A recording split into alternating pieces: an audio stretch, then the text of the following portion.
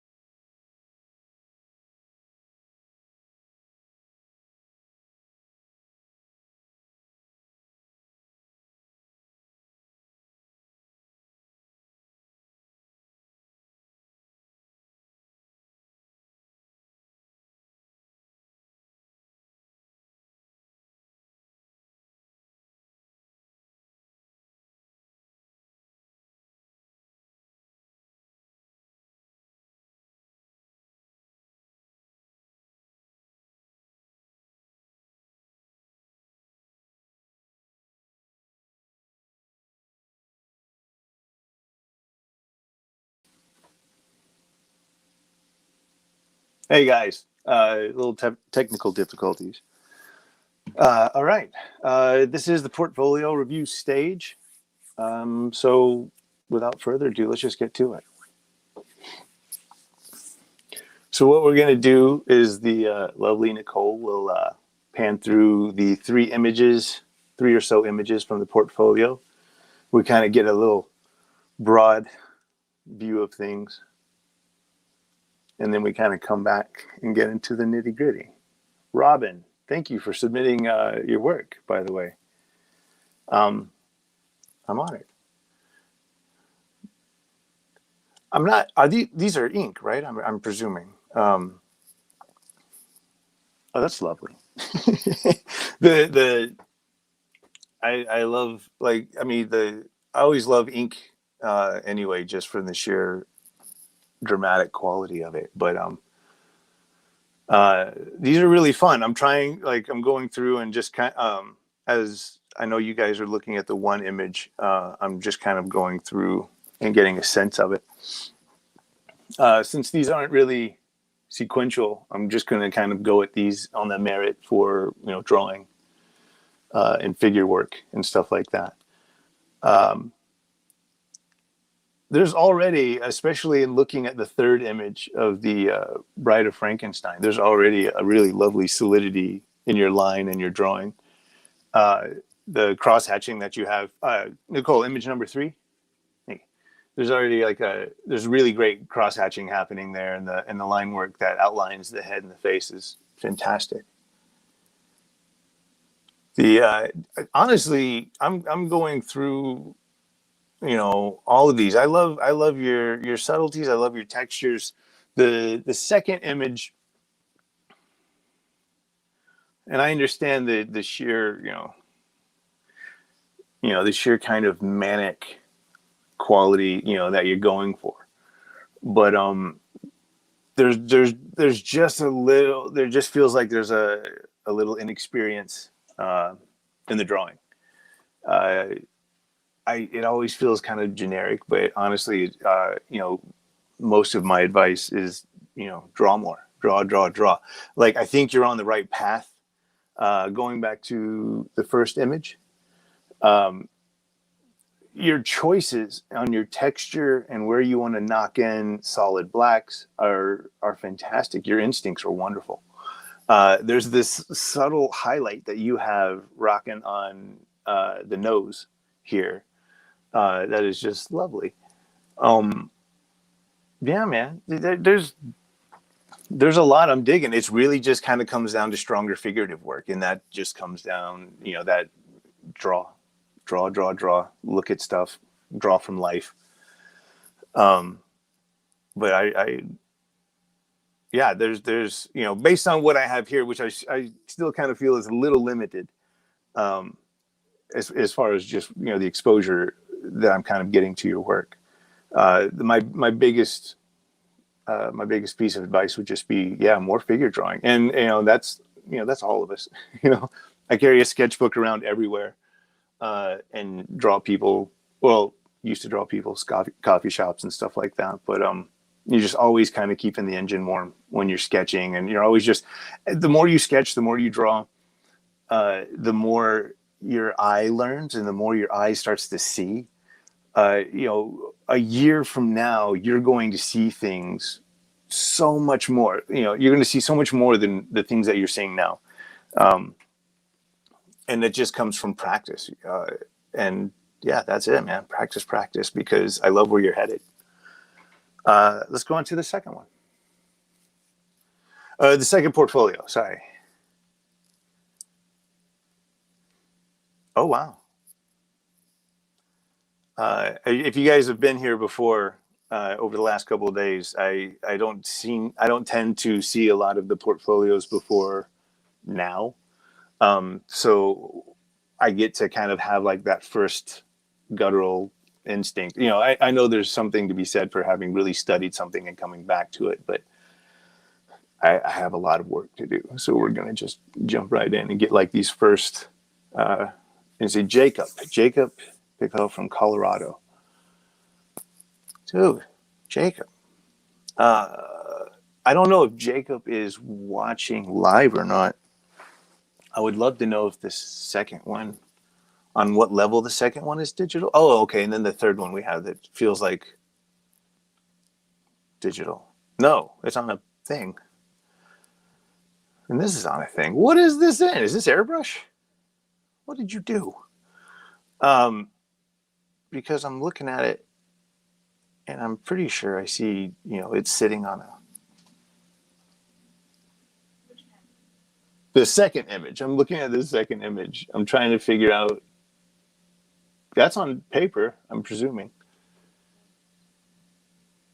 You know what? Even if it isn't, let's just go into it. So I mean, I was obsessing over paper or, huh?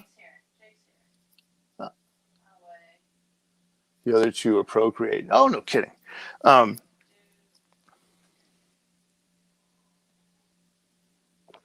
cheers. We're having mimosas this Saturday. What's that? Right now, we're gonna go to the one. Your traditional stuff. I mean, the watercolor. Shut up. It's beautiful. I legit just, there's something stylistically maybe in the choice on how you did the white highlights in the hair and the beard. There's something that kind of just gets, it's so, it's everything in this painting is just so much beautiful form and shadow and sculpting. And then I get to these little lines, and I get it, they're lines, it's hair. But I think I would have rather have seen those highlights more subtle. Like like I know we have some harsh, some kind of crispness happening up there around the brow. And like the thing is, like when you hit that pinnacle, like at the nose, yes, that's where you want it. But with all of this nice painting happening everywhere else, I kind of want to see those whites just a little less harsh. It almost kind of looks like there's this really lovely painting, and then someone came in and like stuck all of these little whites in it. It just doesn't kind of relate. But that said, like, watercolor is something I'm always in awe of, and I love your technique. I love what you're doing here. I'm going to jump on to the second image. Oh, can I have all my portraits? So the more illustrate. I was going to ask if you would advise me on that. I love this. I mean, I'm looking like, It's so funny. I get your question when I'm looking at this image because as soon as I came into it, I'm like, well, this is the stuff I like to look at. You're these choices that you went with, on the digital stuff of the blurring of the back, and then just knocking in that outline. Are you kidding? I just genuinely like this piece, man. I like I like all your choices. Um, it could get um, uh, it could get a little bloppy up there in the top, but other than that, I love it. I think it's fantastic. Uh, I'm going to go on to the third image.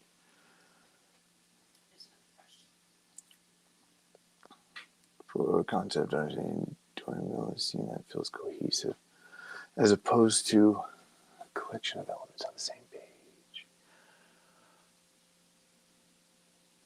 I really love that question. I was just having this in I think a portfolio yesterday of where the art in one page started looking composited. Um, and a lot of that is, especially if your reference is all composite.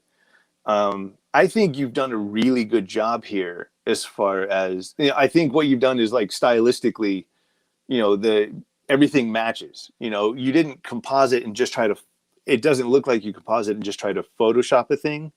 You composited your basic, all of your reference, and then you went on top of that and painted, and that's essentially, yeah.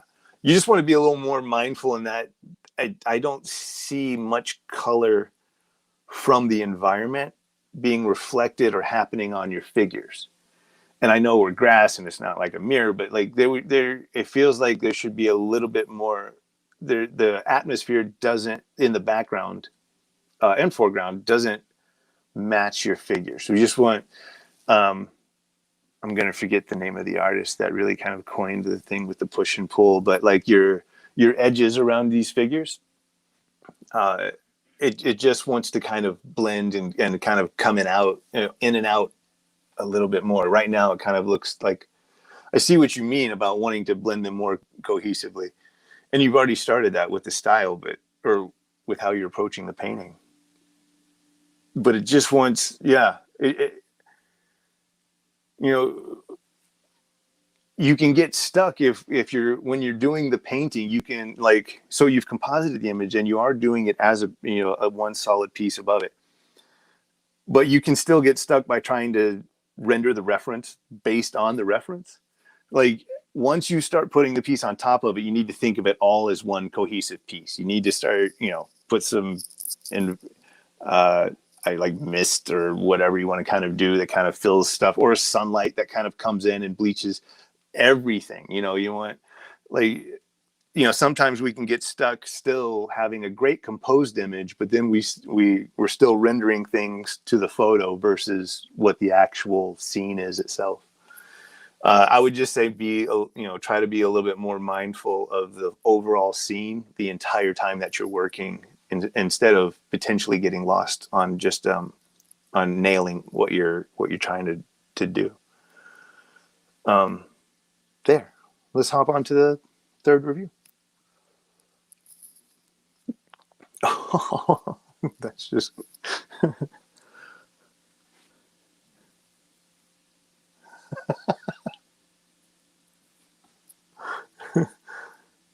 yeah, this is awesome. Like, I mean, my laughs are complimentary. Um, my giggles are that of excitement. Um, this is awesome. This is, I mean, one, it's just fun. I always, I always feel a little out of my depth if I'm going to critique something aesthetically that may be very different, from kind of my school of stuff. But I love this kind of work. Um, and I feel like I know enough.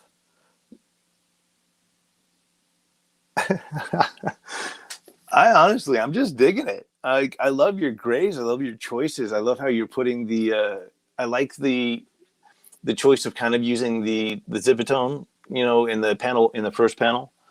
I like that choice, and I like the fact that you knock it all back into gray, just enough for that line art. We even got some gray happening on the right there. Your depth is wonderful. I don't know, man. I'd buy that page. That was great. I'm gonna go on to the second page. I don't have a like. I think that was just a fun page. Again, there's this like you have a really lovely cartooning style, and your choice of where to render, when to render is spot on. Your technical stuff doesn't get overwhelming, and it doesn't stand out. Like, it doesn't stand out in a bad way. Your blurry text that's happening in panel 2, even with I would more than likely see this and buy this comic just outright. I think it's oh, now I kind of do wish there was somebody that really specialized in maybe this kind of style, because right now I'm just digging it. I'm gonna go on to the third one. Like, there's a certain level of cartooning, and like, is it my style of that I would cartoon it? No, but you have your own, and it's really consistent, and that's not something you see very often. You kind of see, especially whether it's up and comers or wherever, you just kind of see them, roller coaster, good bad, trying to figure their path out. But you have a voice, you have a style. It feels like like your depth here is killing me. I love the choice. I love the opaque white, and then the non-opaque white of the opaque white of the fire, and then the non-opaque white of the smoke that leads in. Your planes are are really well defined. They can get a little flat in that it almost feels like a pop-up book. Sometimes like the flat mountains are behind the other flat, but you still have that depth, but what you're looking at is still flat. Like, if you wanted, and if that's not the goal, then I would say, advice might be to really kind of consider and really fill out, your shapes to make things truly three-dimensional. You have so many awesome tricks that you have going here with the breaking of the panel border, the breaking of the frame on top and all that.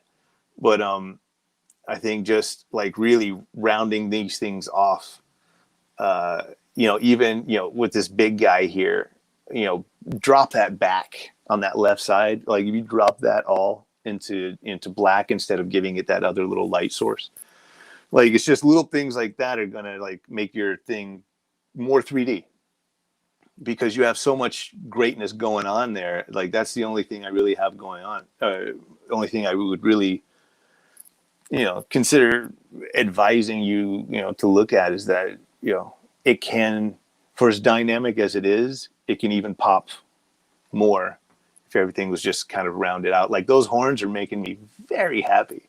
Like, those are very solid. They almost kind of stand out that they're so solid. Like, I want all of it to be that solid in 3D.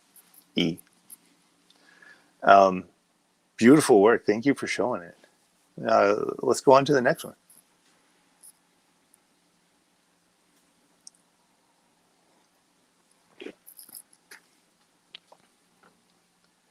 Caleb.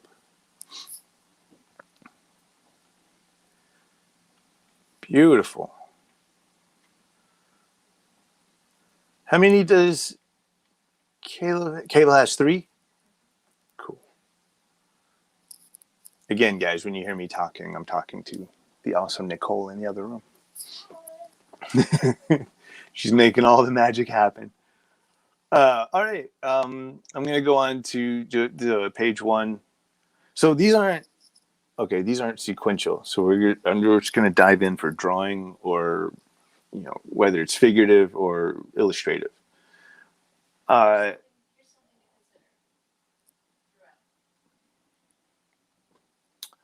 to know why my focus should be more to pick my arm, and I eventually want to be comic book artist. How do I get there? The best way to become a comic book artist is to make comic book art. It's impossible to be a sequential artist and not have sequential artwork. So that's a whole other discipline. And for me, love.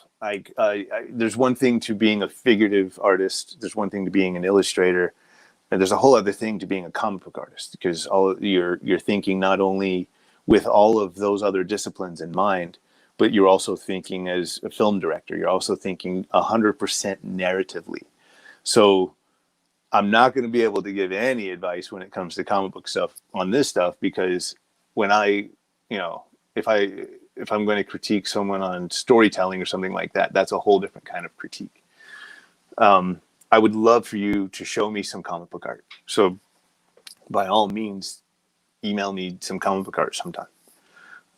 Right now, we're going to go into as far as illustrative and what's going to make potentially a stronger artist. I don't know if this was like just your choice because you didn't know if there was other choices to make as far as like how you went about the hair. I don't know if like just being messy or scraggly is new to you. This all sounds like I'm gearing up for something nasty, but I'm really not. I truly love that hair. Like whatever like your first instinct was and what you used to get that swoopiness and all that, I really enjoy it. I love that energy.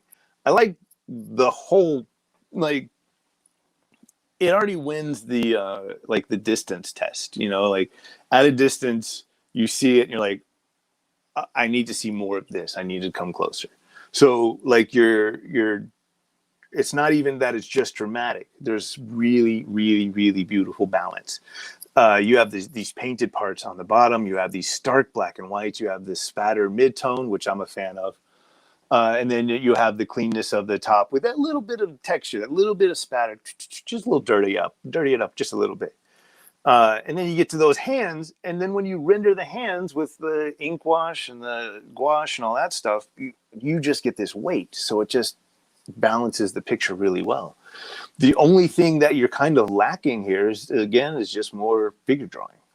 It's just you're just going to get more and more solid, with your shapes, with your faces. I mean, but still, if I saw this, even if if I saw this published somewhere, I'd still look at it and be like, yeah, that's kind of cool. I think things are washed out nicely. The only thing figuratively, the only thing in the drawing, at some point, I just kind of look at things as, if I'm going to stop aesthetically. But no, the only thing that kind of bugs me or sits wrong is his shoulder, his right shoulder. Sorry, his right shoulder is just this kind of mountain. Like I love these hands. I love the white marks that cut above the hands. I love that bleached out, burnt out white that cuts into the face.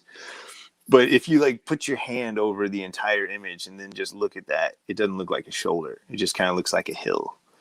And it throws me off a little bit. It puts my eye 100% over to the stuff that you want me to see. And that's cool. But still, once the eye is done seeing what you want it to see, it's going to come back a little bit and see the rest of it. And it's going to end up on that hill. And that's just figure drawing. It's just more and more drawing. Number 2. Again, man, I love your rendering and your textures, your composition. I like the idea of the image. I think all of this stuff. This is, you got, the rendering is a little heavy-handed happening in that torso. It's cool looking, but it's a little heavy-handed. Not every muscle has the same pokey outiness. There's my professional term for the day. By pokey outiness, like that's going to catch the same amount of shadow. And so it almost does a disservice to the fact that you are rendering, because really we're just looking at lines that are kind of, I get it. It's something that I'm still, fight today is like what not to draw, what to push back on, what to pull back Like your burnt out line that's happening up here on the arm and the hat and the top, that top, lovely choice. It's really lovely. Um, and trust me, I know sketchy and scratchy and loose and energetic and all that stuff. So know that I am not just being a generic term when I say like one of the problems is we get down to that coat and then it just starts getting sloppy. I say that I had my caveat earlier because I didn't want you to confuse like, well, no, I'm just being like, I know what energetic is. And that's just a little sloppy. You just kind of get into that mode where you're having fun and you're just like, da, da, da, da, da. And that's cool, but it still has to work. And right now it just makes me think of white outlines. Same thing with the rendering on the pants. We're just kind of looking at lines. Like, it's exhausting, and that's what art is. There is always the push and pull. You don't have to make everything detailed, but I have to check myself at the end of a drawing if I've either gotten sloppy or a little lazy on a point, or if I've gotten tired, because those are the things that will take you out of it. Again, your first, like, what I call the profanity factor, like, you're like, oh shit, no matter, your first thing you say when you see a person's work is strong. But it's on the review of like, there's just some of those things, slow down, really, let's see those pants, like, if you, whatever parts you're going to show of the pants, let's see them, let's really see some form and that kind of a thing. The knocking in because you've already gotten all the cool stuff in, you got to focus on it. The more that everything works, the more timeless the piece will be. Because that means you can just always go back to it and everything is solid. You're just seeing what it worked and the idea. The skulls up top are great. I think that's a great amount of rendering. I think your choices were wonderful. All right, I'm jumping down to the third one.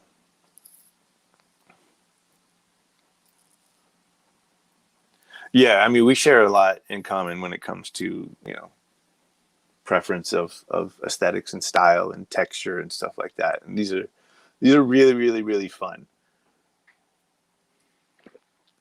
This one, and I'm not sure. I'm pretty sure on the first image you were using reference. Here's a problem, potential problem. It doesn't look like you're using reference on the last two images. If you were using reference, that's just something you need to be more aware of, cluing into the actual reference and drawing what you see versus what you think you see. If you're not using reference, I say, honestly, the only thing I think holding this kind of work back is that you're kind of riding a middle ground. It's something that's cartooned, but it has realistic elements. I feel like it wants to kind of be kicked over one way or the other, like be dark and moody and still cartoon more, and that's fine. It's an amazing. I love when artists do that well, or get that kick over into using more photo reference or using your reference more accurately. Oftentimes, I'll pencil, like, especially when I was getting into it, I would tend to pencil based off the photo reference, and then I would set it aside, and then I would go in and draw the character as he was. Like, I wanted that kind of grounding in reality, and then this kind of energy based off of it. You don't have to like copy a photo in order to kind of have that thing, but this work for me, it either wants to be a little more cartoony or it wants to be a little more realistic. And if it's on the realistic side and you're using reference, it just comes down to figure drawing. Just more and more drawing. Filling sketchbooks, drawing people, drawing hands, and drawing. Because I'm digging it. I think there's tons of potential. And like I said, that first image, it kicked me in the butt. I thought it was great. All right. Robert Page. Oh, wow.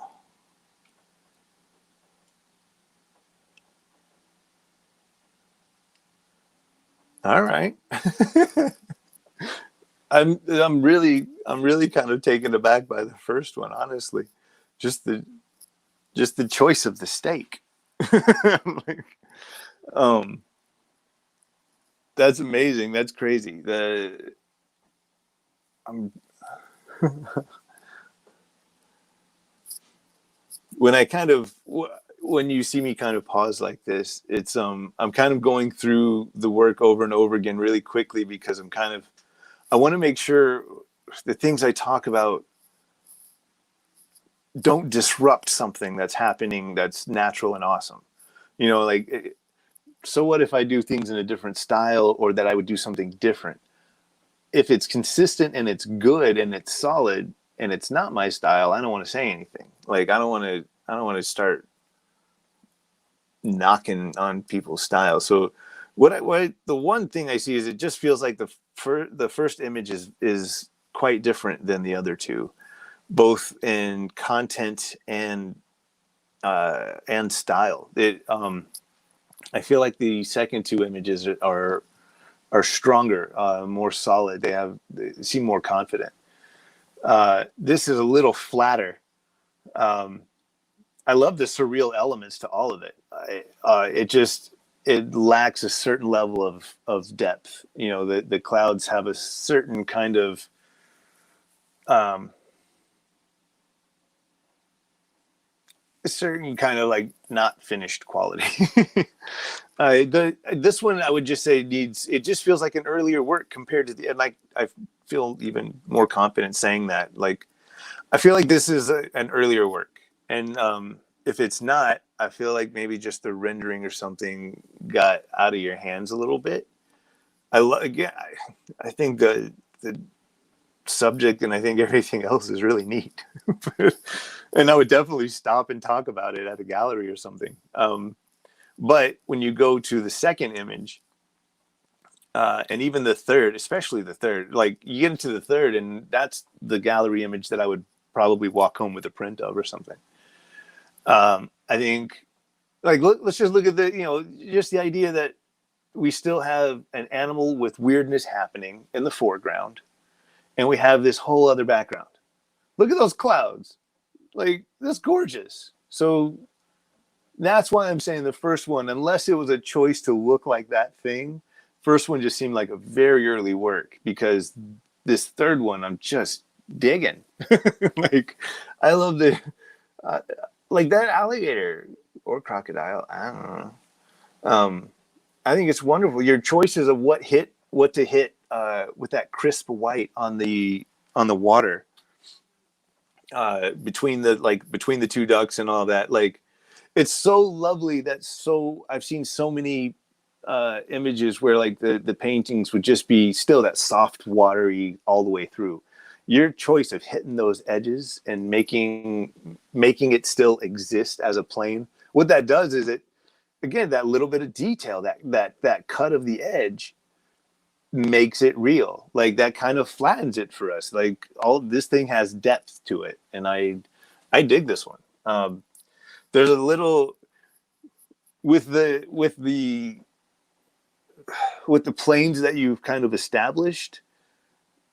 The rubber duckies are kind of getting a disservice done to them. They're the way they're rendered looks like they kind of even want to be behind the alligator. I know you don't want to take focus from him, but like the water, you want to cut around some edges of those rubber duckies, and then that piece is just gonna hit. It won't take away from him, but it'll make them. Right now, it kind of looks like a choice you added, but you haven't finished yet. Does that make sense?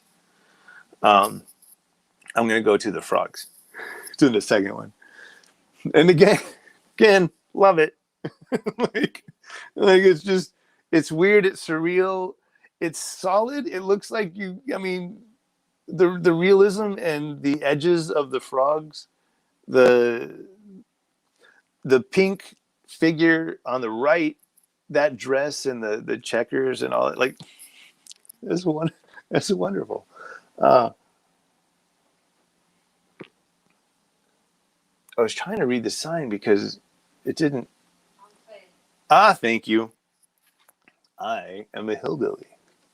Nicole is not. She can tell me it says entree. On I shouldn't try to say anything fancy or subtle. Um, what do you want from me? This is a beautiful piece. I like the frogs. I do. Um, I like the medallion that's on the one skirt. I think that's so well placed. Um, if you're going to get nitpicky, we probably could have seen like a slight shadow or different color on the underside of that umbrella that's right in the middle of the piece by the fishbowl. Like it's kind of all one color, so you kind of lose that you're seeing the inside of it and the outside of it. It's just little things like that a lot of those I call editorial mistakes, where it's not a flaw in your ability, it's just something you missed. you know and that to me looks like just something you missed. Other than that, like I said, I'm down. I like I like your work. I think it's really cool. Thank you for sharing it. All right, let's head on to some comic books. Eric Peters in Boston, Mass. My wife is from Boston. 4 pieces. Oh, and it looks like Eric is the last of the day? Eric, thanks for sending in your work. Thanks, everybody, really quick, for sending in your work. Well, most of the time. Cheers. I'm not only honored that you guys want to hear what I have to say. I'm thrilled, honestly, especially in the thing like pandemic. All of a sudden, I'm getting to discuss and look at new art. I love it. This is very much a blast for me. I mean, otherwise I wouldn't be doing it. There's nothing making me be here. All right.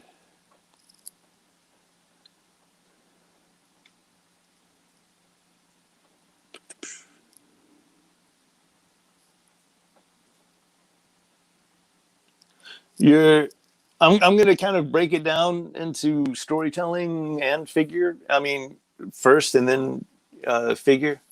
Um, but all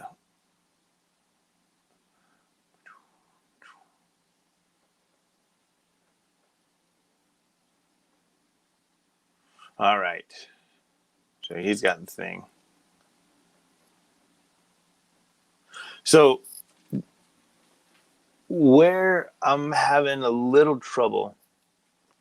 I lied. Let's jump the other way first. I think a lot of the drawing is nice. It could be a little solid. A lot of it could just be more and more practice.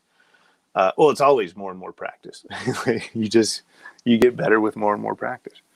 Um, like they're not like in this first page. They're not like the choices aren't off. It's just like it never hurts from no matter, even if you have a mirror on your table or you set up your phone and you can take photos of yourself, shoot yourself, for everybody. Like, you're a free model. So if you need to know what, that hand looks like holding on to a thing,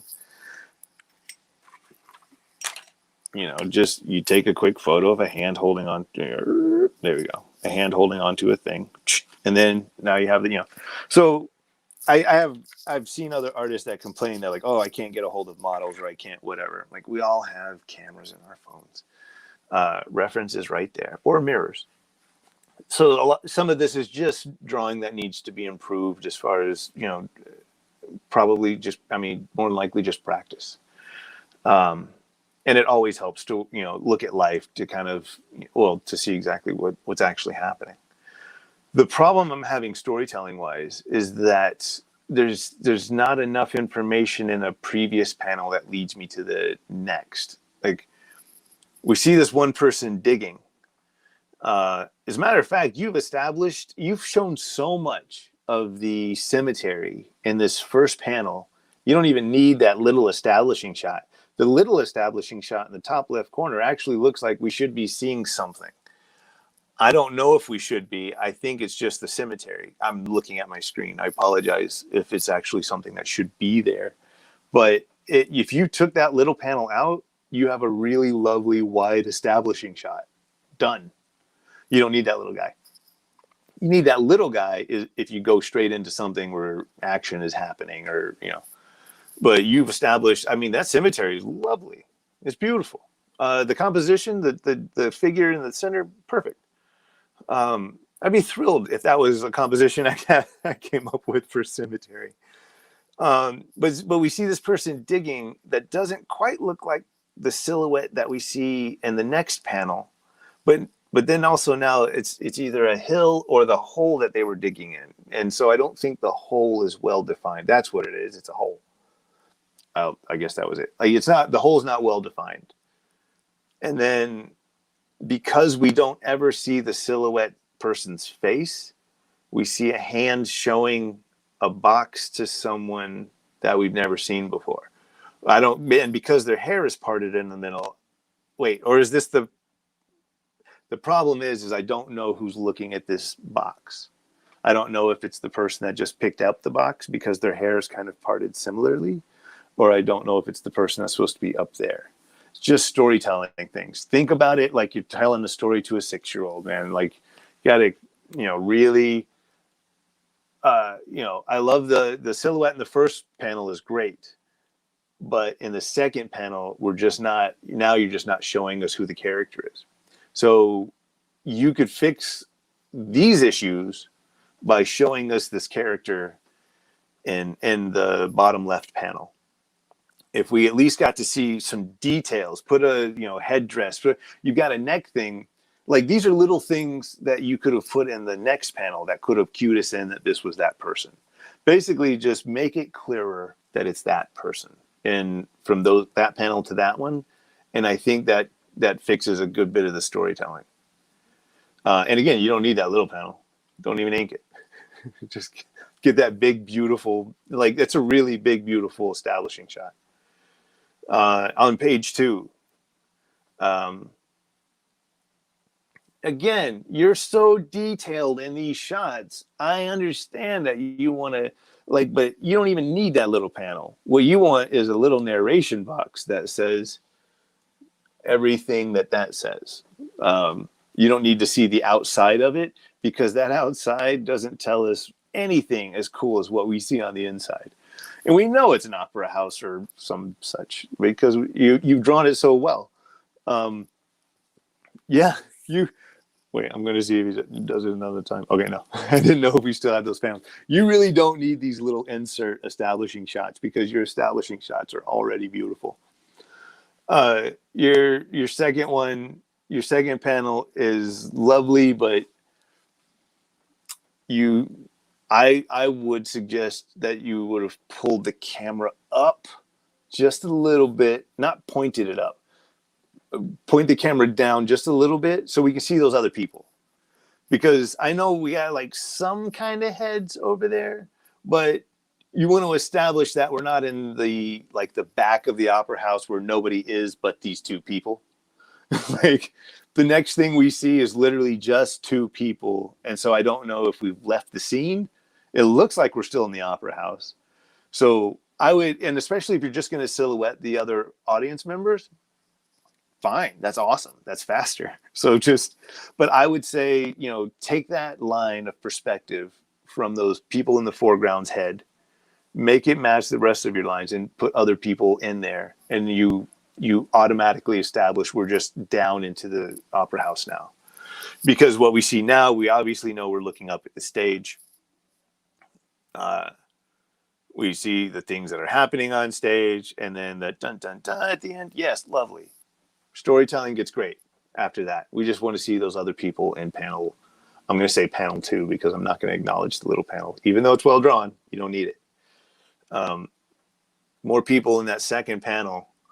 And yeah, I mean, there's some figurative issues here and there, like a little bit with her arms in the last panel and a little bit with the dude's arm.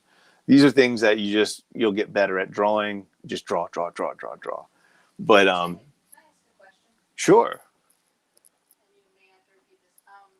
How often do artists work with, separate from the script, the writers, or how often are artists, the writers, script writers, and the artists combined? You're asking how many times the artist is both and how often the artist is. I would say it's a solid 90-10%. Separate. Yeah. Oh, Of separate. I would say, um, I feel like the amount that I see of artists that also write their books, yeah, I think that's a very small number compared to the other way, the other dynamic. Um, that's it.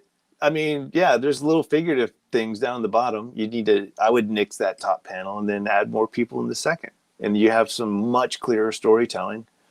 And I mean, I kind of want to just, I want to just hire you to be my background artist, really, because those shots are great. Let's go to the next one. Well, seriously, your backgrounds were wonderful. These are cool. Um, everybody failed my perspective class in college. yeah, I never took a perspective class in college because it didn't go. It's just, um, this is, God, that would be, yeah, it's just so fun. And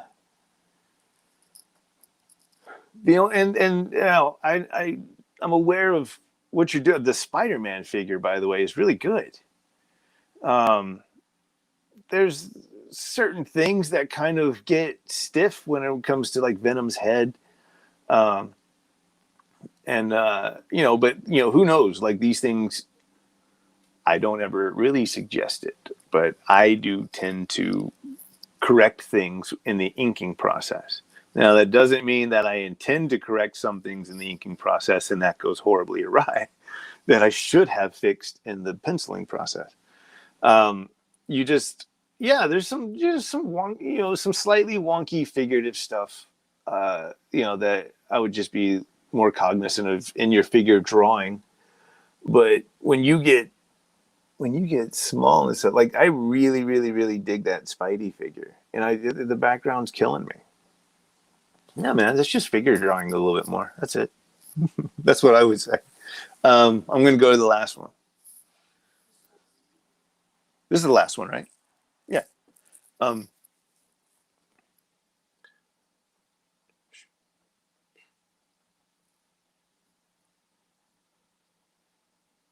so we have the thing and the thing.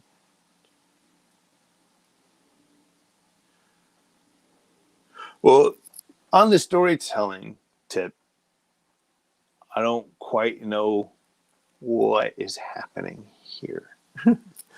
um,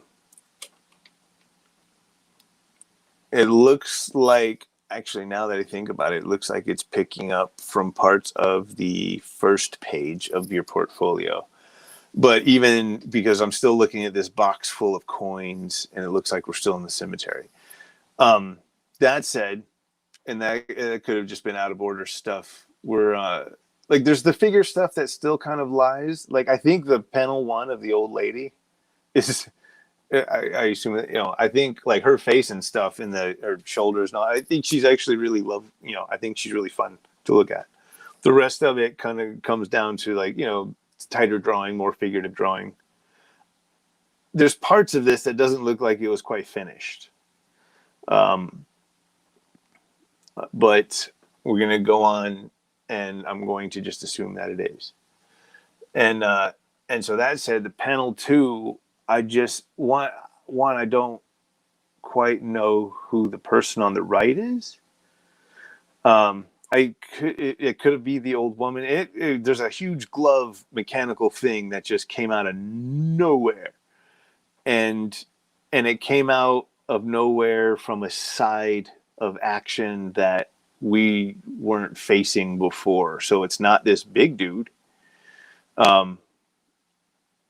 And then we come down and show this here fist, and then we raise the fist back up to stand over, and then we've killed or we've beat up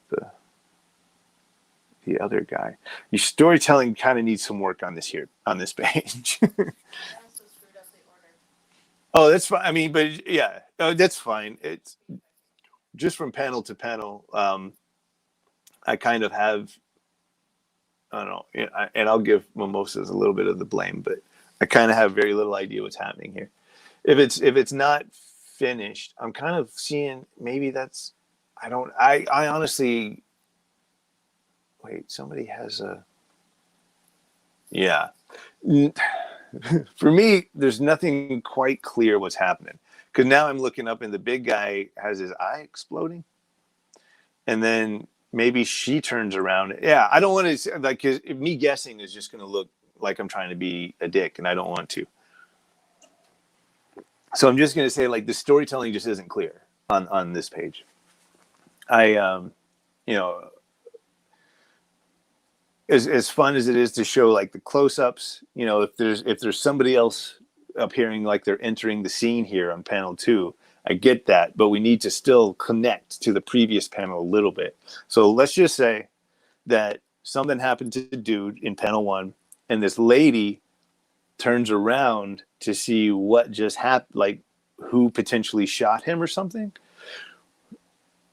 And then there's this fist maybe already there. I would say like you, at least in panel 2, if that's a vague idea of what's happening, you kind of want to show like her looking over her shoulder.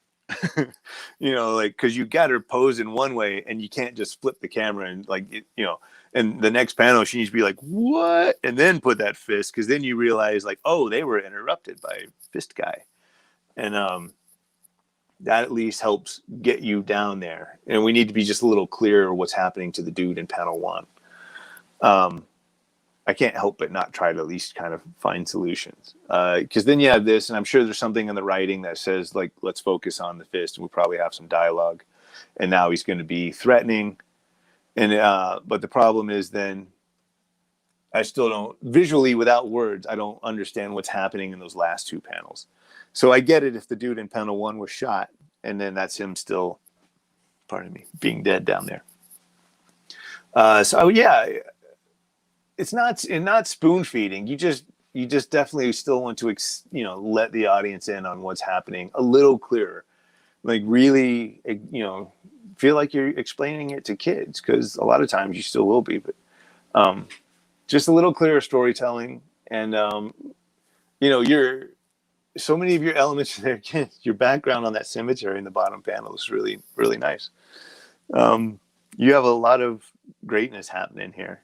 Like, these panels are really fun. Like, when you look at the pages themselves, they look fun and you want to read them.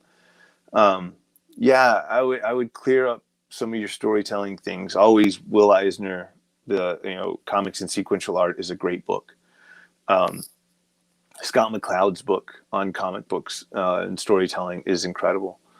Understanding Comics.